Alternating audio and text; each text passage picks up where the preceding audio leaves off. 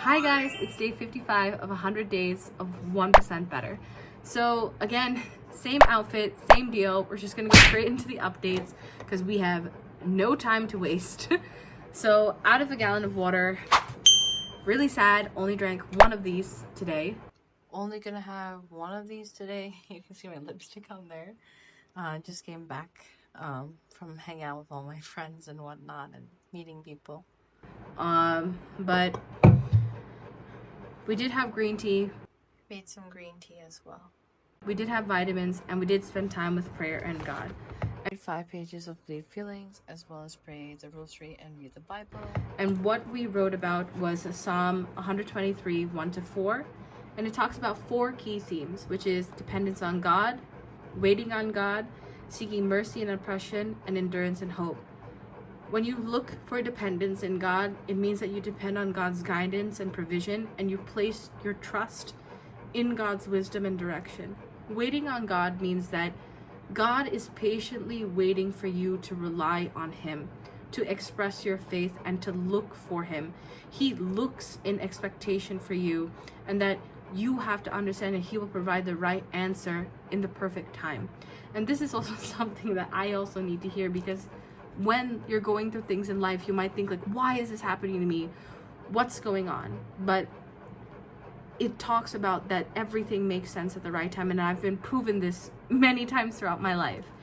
And seeking mercy in oppression, that we have to understand that God is compassionate. He hears our cries, He hears our anguish, and we can take comfort in leaning on God to basically help us to deliver our needs and bring justice when we face hardship.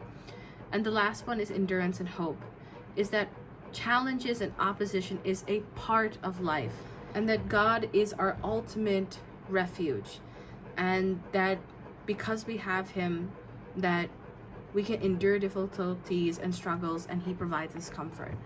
That's what I journaled. And did not exercise and go to the gym. That's a no. And when we're ready to go, we'll be ready to go.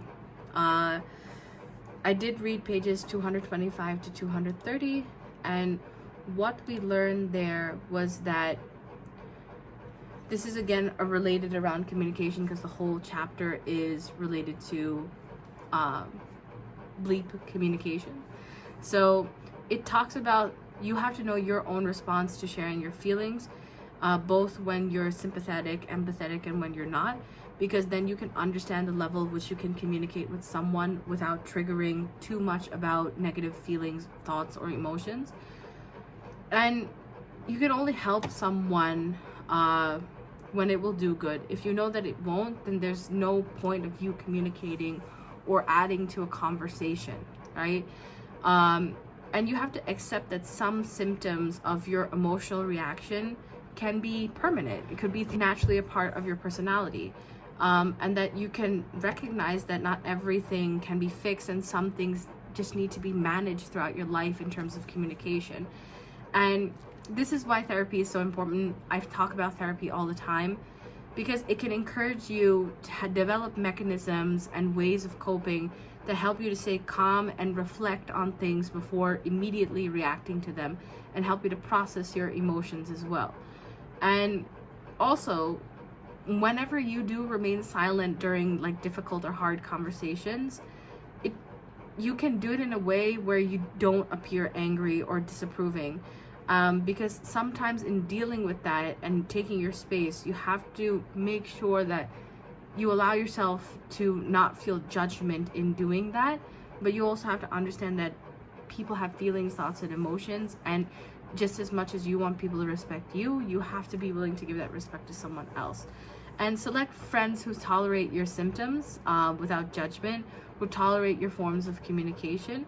But it also suggests, and this is what I see as well, is that when you have problems communicating, it's good to have people who understand who you are naturally, but it's also good to have people around you who challenge that, so that you can go to therapy, you can heal, and you can work on yourself as well.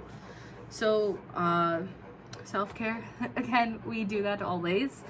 Out of 10,000 steps, we did 4,300, which is again around 200 calories, and we did meditate. So out of a total of 8 habits, we did 5, which is 60%.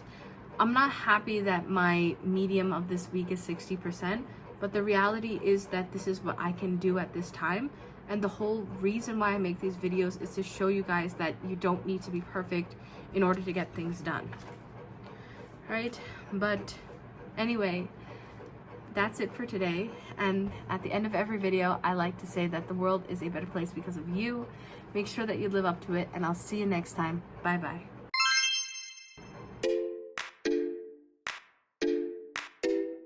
No.